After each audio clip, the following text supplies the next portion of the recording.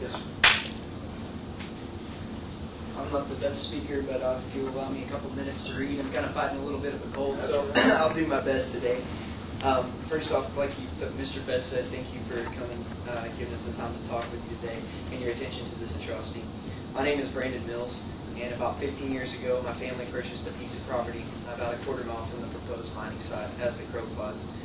My brother and I spent a great deal of our childhood roaming this geographic region known as Chalk, and through that time, it's permitted us to witness a great deal of natural wonders out there, as far as getting to see the endangered golden cheek warbler. Also, too, getting to see several occasions local bobcats walking right in front of us, a few feet away. Mother with her cubs has pacified us. Also, witnessed a white-tailed buck jumping up, and then he put his feet together and come back down over and over again. And I found out that was its defense mechanism when we found a snake in pieces over there next to it. So it was pretty astonishing for us to get to see that. In the near future, my wife and I intend to build a discreet and naturalistic home about a quarter mile from the proposed mining site.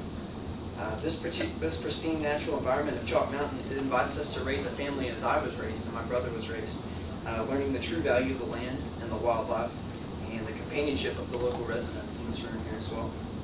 Also, the respect for the conservation and the preservation of this way of life that we all live out here and that we give our lives for. It's undeniably valuable. Mr. Palmer, Mr. Davis, under the name of Slick Machines, Mr. Davis's company, they collectively intend to destroy this heritage and naturalistic way of life that affected members in this room dedicate their lives to. These species, by drastically disturbing the 2 species that are protected by the Federal Endangered Species Act, the greater environment and community of Chalk Mountain will be irrevocably altered. My wife struggles with intense allergies. Away from the pollutants commonly held in the urban city areas, out here at Chalk Mountain, it offers her clean air that she can breathe to intake, and that alleviates a great deal of her breathing trouble, along with the allergies. The imminent production of the excessive dust that's going to be produced from this facility over here, along with the particulate matter that will be expelled by the machines, poses a threat to her quality of life and my family's quality of life in general. Our future offspring and potentially generations to come, for not only us but for everyone in this room here.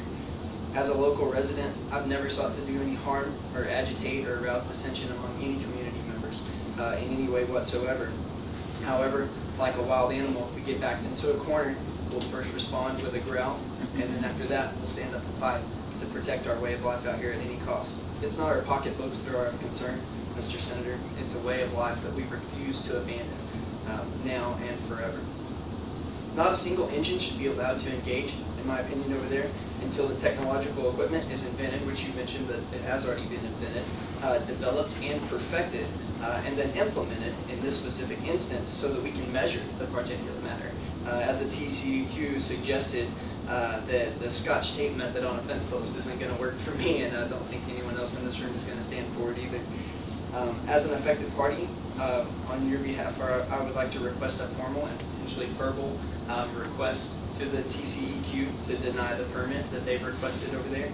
And as an elected official, of course, you already know your responsibility is to listen to the people, and I'm very grateful today to have the opportunity to address you about it, and I appreciate your presence here today.